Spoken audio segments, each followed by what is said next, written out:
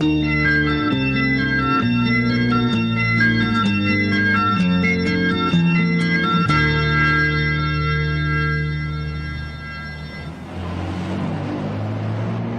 is the window from which on a clear day you can see normality.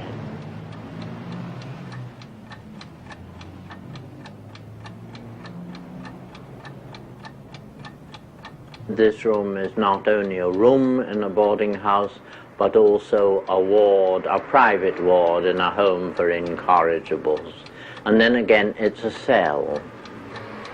And here I've remained for 30 years, and whatever has gone by in the outer world has passed me by. But I think if anyone said to me, if you go on like this, life will pass you by, I would reply, thank God for that, I nearly got mixed up in the beastly thing.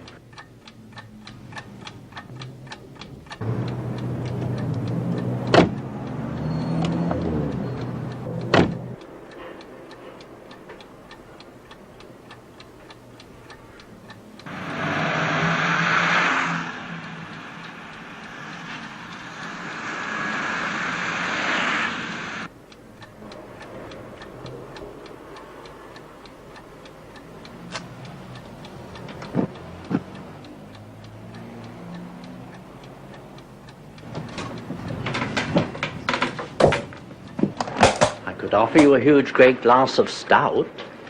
Cool. I drink this stuff at dawn because it makes the day shorter.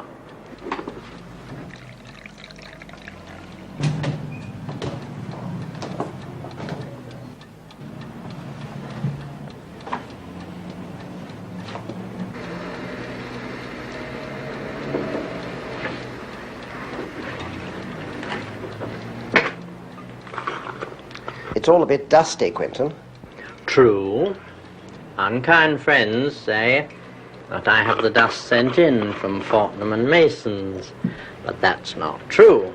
I merely don't clean the place. And I have a message of hope to offer to the housewives of England. It's this. Don't lose your nerve, because after the first 4 years, the dirt won't get any worse.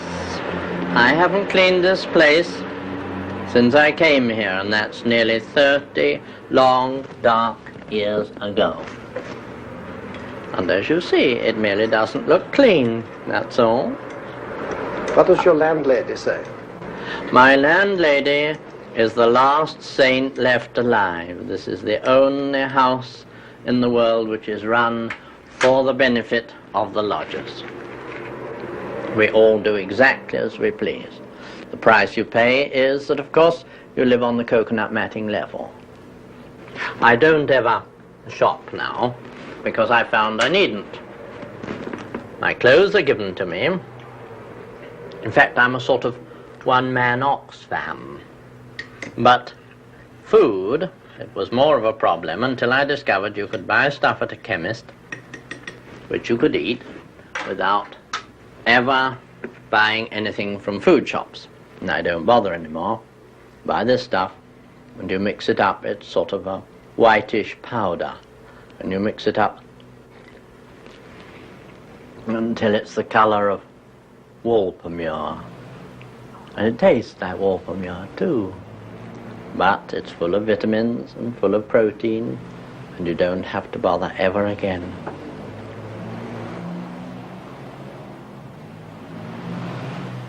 The great barrier between me and the outer world is my appearance.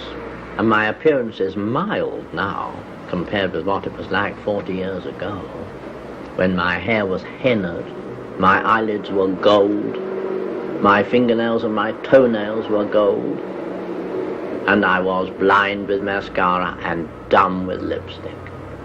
Sometimes it led to my being beaten up, mauled about, and sometimes actually beaten up. But this, of course, I had to expect. My way of going on is a protest, and the beating up is a counter-protest. It is people's way of saying that they don't accept the way that I am. Of course, some of the things that happen to me in the street are not savage, they're just sad. At least they're sad to me. They reveal a nature more peculiar, more lonely than my own. On one occasion I was on a bus and I looked down at the bus stop, and there was one of those Canadians or Australians or New Zealanders, the man with the hat, you know, like this road sweeper's hat, and he got on the bus. And looking in the window of the bus, it was night time, I could see what was going on behind me. And he came and sat down, and then he stood behind me, and I thought, I wonder what's going to happen. And he produced a comb from his pocket, and as the bus swayed on its journey all the way down to Knightsbridge, he combed my hair. I never said a word, I never turned, and neither did he. And afterwards people said he was drunk, which is absurd, because he could understand the architecture of my hair, which is more than I can. Well, the war, of course, was a happy time, and everything was much, much better. First of all, people were kinder, because they thought that God might be watching them, and then it was darker. And everyone, of course, wore the same clothes that I wore. In fact, a policeman once came up to me in the street and said, "You can't go about like that." And I said, "Why not?" I was dressed in trousers. And he said, "Because you look exactly like a woman." And I said, "I'm wearing trousers." And he said, "Well, women wear trousers." And I said, "I can't help it if other people are eccentric." And he went away. Well, you must understand with everything I say that I am speaking, first of all, for myself and then for a group. I'm a minority within a minority. I'm an effeminate homosexual. And for people like me, the dream, the hope, the ambition is to win and to keep the love of a real man. And of course the essence of a real man is that he does not fall in love with people of his own sex. Therefore it's insoluble, it's unanswerable. This doesn't prevent homosexuals from hammering away at the problem. They simply become more feverish. They pile the makeup on thicker. They sway more from side to side. They camp more outrageously. And of course the more they do this, the more the desired object recedes. I would definitely like to have been a woman, because I feel, whether rightly or wrongly, that then everything would have fallen into place. The way I speak, the way I walk, the way I move, and the thoughts in my head would not any longer have been remarkable. They would have been acceptable. What I'm so bad at is being a man. Friendship, Quentin. Do you value it? Oh, I value friendship more than I can say, much more than I value sex. I would never dream of abandoning even a simple social date just to rush after some strange man. But I don't mean by that that I trust people or I want them to trust me, because trust is the death of friendship. It's such a burden. It gives you this feeling of guilt all the time, exactly as it did in childhood. I don't mean only in my childhood, in anyone's childhood. What happens is you're put on your honor not to do this, that, and the other. Then you commit some crime, some sin, and then you've done two things. You've broken the bathroom window and you've broken your word. Well, perhaps you're a Puritan. After all, you don't drink, really. No sex, no food, no music, no money, no nothing, really. No, nothing, yes. I'm an ascetic of a kind, except, of course, I'm lazy. And therefore I'm guilty of the sin of sloth. I'm a Puritan by intention. In fact, one of the coins with which I tried to buy back the respect that I'd lost was to go in for a life of chastity, and I wouldn't have done this if I hadn't been fundamentally a Puritan. I would say that I was, by nature, invincibly middle class. And so were my parents. We lived in suburbia, and they were middle class and middlebrow, middling people.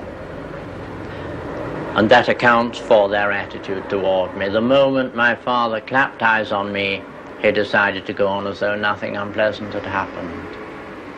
My mother tried to cope, and I think she tried very well, but she was completely bewildered. And the sad thing is that as they'd never seen the rest of the world, they alternately threatened me with it and offered it to me. But they never said, "When you grow up you will meet people as mad as yourself, and I can only hope you get on all right with them." This they never said. So that I was frightened from the word go. They, the real people, were out there, and I was here. Quentin, have you a photograph of yourself as a young man? If it's anywhere, it'll be up here. Like it literally isn't here. Yes, it is. Fine. There's that one. Oh, yeah. Quite gay. It was taken in the middle of Oxford Street, and you can tell because the hair is dark that this was taken before I was 40, when my hair was red. Taken by a street photographer, and of course as soon as I saw him I went like this, but later it transpired he was a sort of hooligan like ourselves. Anyway, seems quite nice.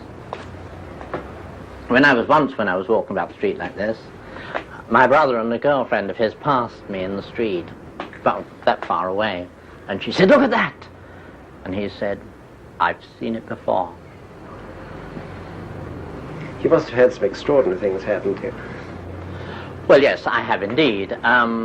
Most of them slightly unpleasant, but some of them just frank curiosity. People will come up to me and say, I simply must ask you who you are. Or on one occasion I was already sitting down in a carriage, in a train, going, I think, to Guildford, and the porter opened the door like that and said, "You'll excuse me, I must ask you what you do for a living." And I said, "I'm a model." And he said, "Oh," shut the door like that, and the train went down. The main field of activity for a model nowadays is the housewife's choice classes. The students arrive with the celery sticking out of one end of the basket and their paintbrushes sticking out of the other. And they draw you in memory of the time gone by.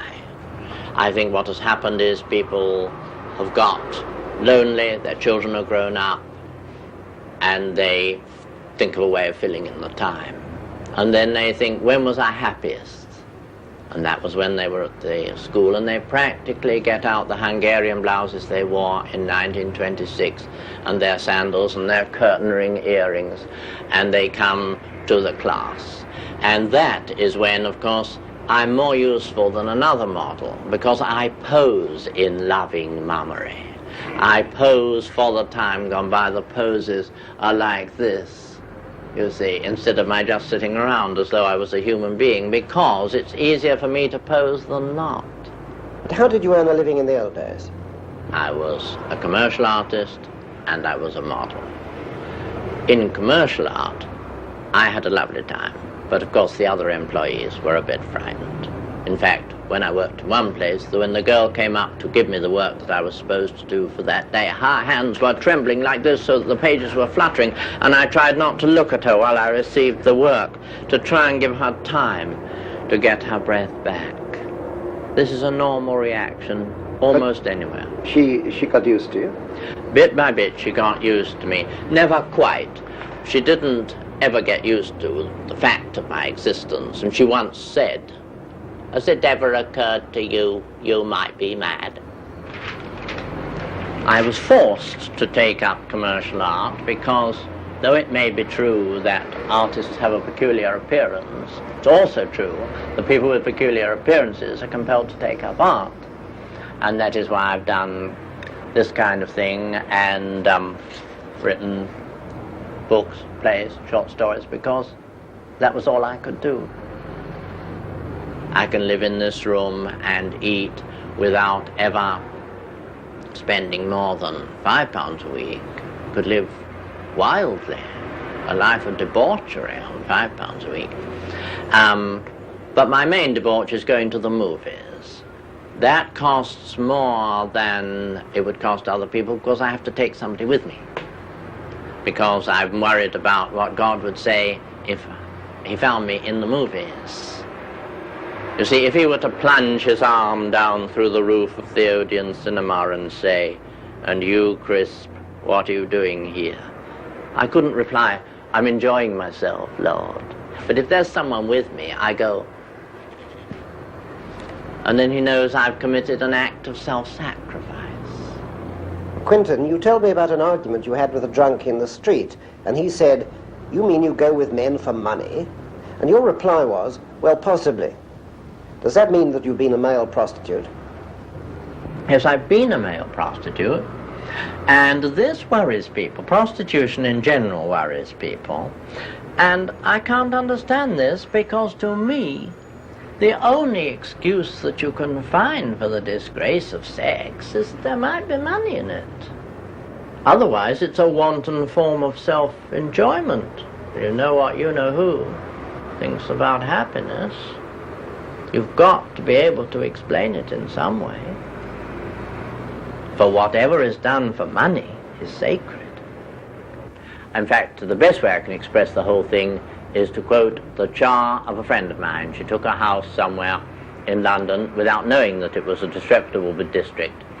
But she had a char who knew not only that it was disreputable, but who was disreputable with whom and why and for how much. And one day she plucked at my friend's sleeve and took her to the window and said, "You see that one, madam? Women that do it for money are bad enough, but she does it to oblige."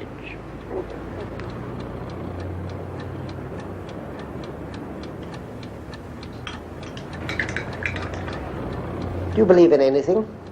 Not really. I wouldn't have said I was a cynic, but I suppose I am to some people.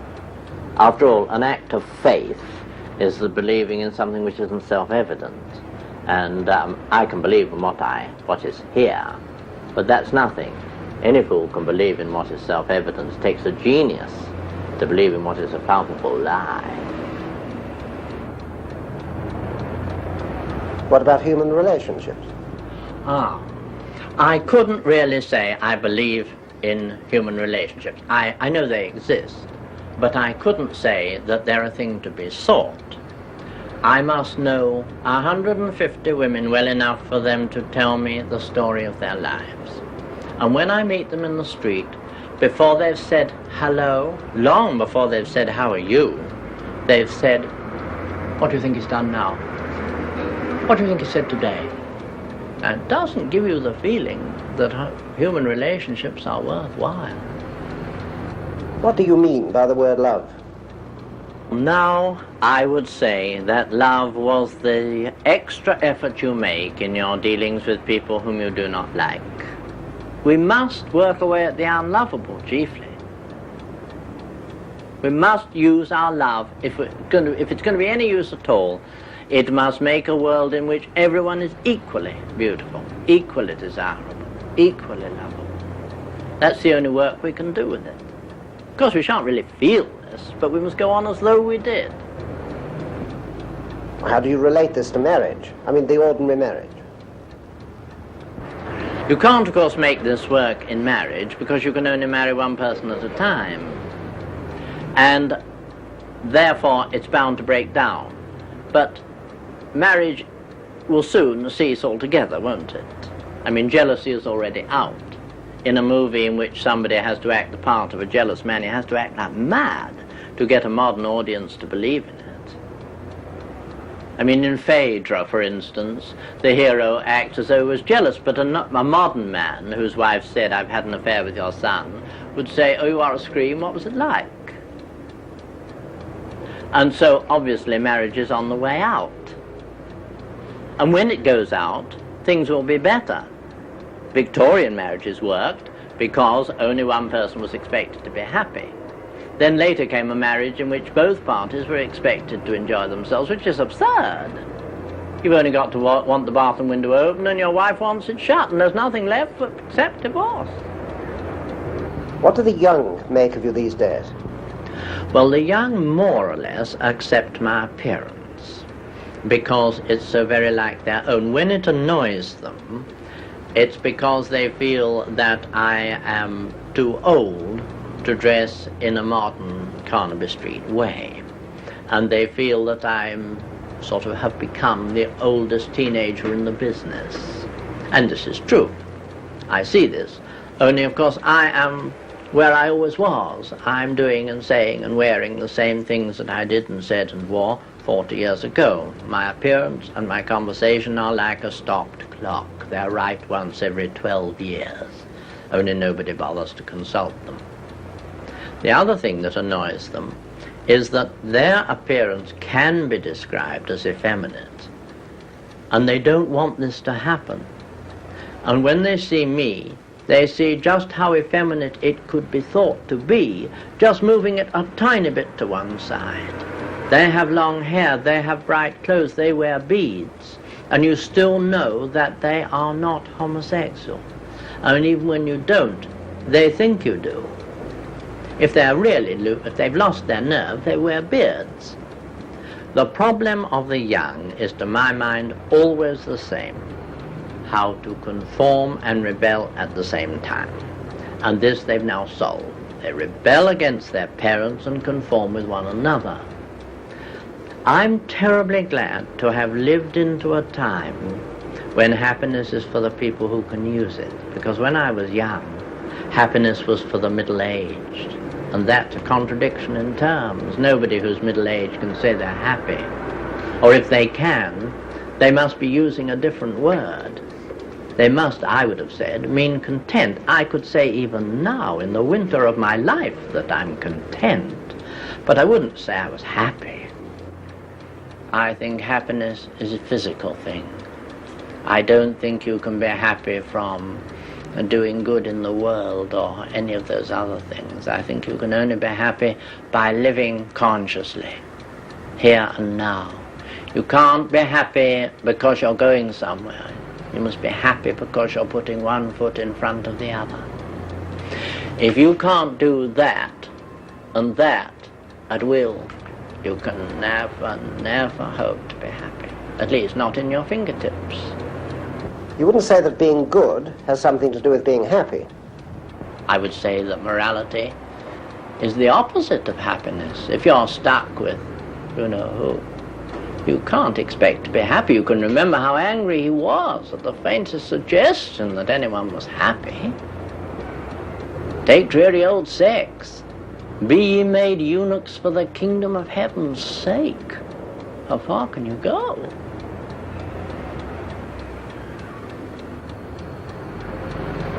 Now you're getting old, Quentin. But you might live another 30 years, mightn't you? Well, modern science is so unkind that I could live for 30 years without anyone even noticing. It wouldn't be remarkable in any way. And this, of course, is the great problem. This is why I think there should be a ministry of death, and that they should make up their minds how long people are to live. And when they've decided that, then you would just stay in your home and a notice would come, like your income tax form, and it would say, would you kindly call at the forgetting chamber of the town hall on September the 25th, which note will be your 65th birthday or whatever it is. And then a plain van would come and you would step in and you would go away and everything would be marvelous. You could apportion your income. You would think, well, I've only got another 4 or 5 years to do, so I know how to spend my income. But I have to carry on alarming. This whole cupboard is full of clothes, not that I can wear now, but that I may one day have to wear, which I daren't throw away because the night is coming. And up there are more. Now I've done and said all I can do and say. I've come to the end of my personality. And now if I want anything, it's peace, quiet, the ability, the opportunity to stay in my room and just stagger on. I suppose what I want in a way is death.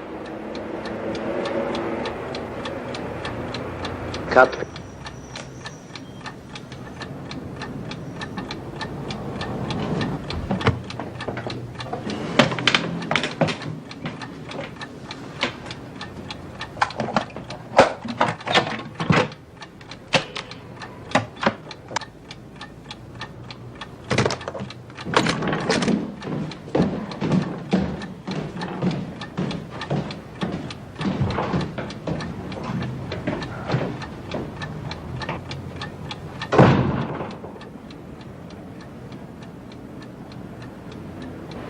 If you're on a tightrope, when you first set off, you don't know how much play there is in the rope.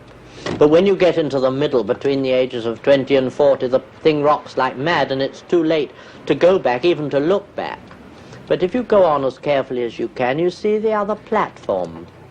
And then you just make a dash for it, not bothering with what the audience thinks, or waving your arms, or looking dangerous and difficult and prodigious. What you seize hold of when you get to the other side is in fact the edge of your coffin. And you get into it, and you lie down, and you think, my cuffs are frayed, I haven't written to my mother, and all those other things, and then you think, it doesn't matter, because I'm dead. And this is a message of hope. It will come to an end. It will come. We cannot be blamed for it, and we shall be free.